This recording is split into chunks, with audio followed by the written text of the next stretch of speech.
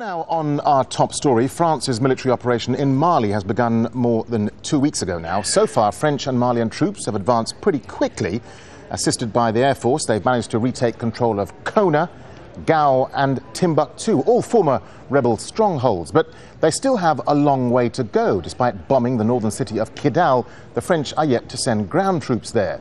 Well, so far, French and Malian forces have met little resistance, but rebels have told Al Jazeera that they're regrouping into the massive desert land in the north. And this huge area has borders with Mauritania and Algeria, from which the rebels can smuggle in weapons and bring in more fighters. Well, joining us live from Paris is the president of the French Strategic Analysis Institute, Francois Gere. Francois Gere, what's your assessment now of the French and Malian positions? I mean, they've retaken a number of towns, including Timbuktu, but this all seems to be going a little bit too easy at the moment.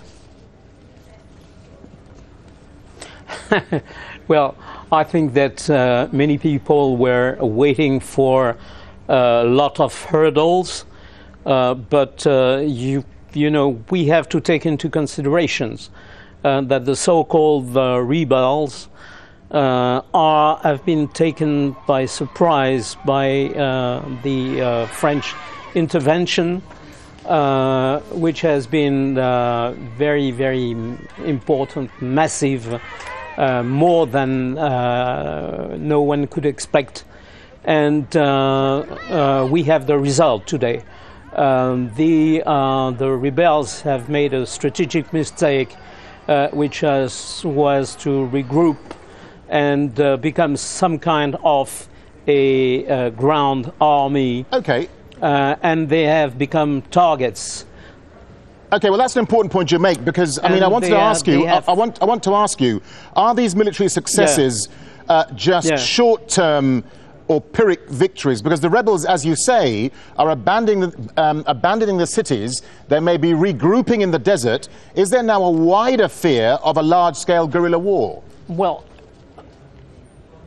well, there are 2 points. If they are trying to regroup, they will become again targets, because probably one element they have forgotten is that for months they have been watched by satellites, by reconnaissance planes, and by drones. So we are able to locate them.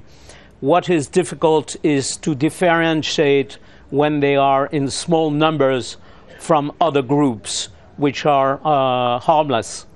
If they regroup, they are again targets. And if they regroup for action, they need some depot for ammunition, for fuel, and again they become targets. Okay. So today they are in only a position which is to fly, to try to hide into the population, and then in the future we will see what happens. Let me get a final point from you, Francois Gere. I mean, international donors are currently meeting in Addis Ababa. They're being asked to find a huge amount of money, $950 million for this campaign. How important is the international involvement and the funding of this operation?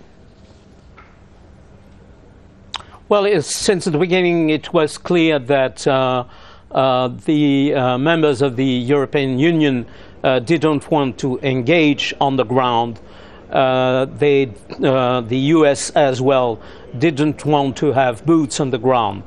But they were ready to finance at a significant level, and it was extremely important in order to get the African forces involved.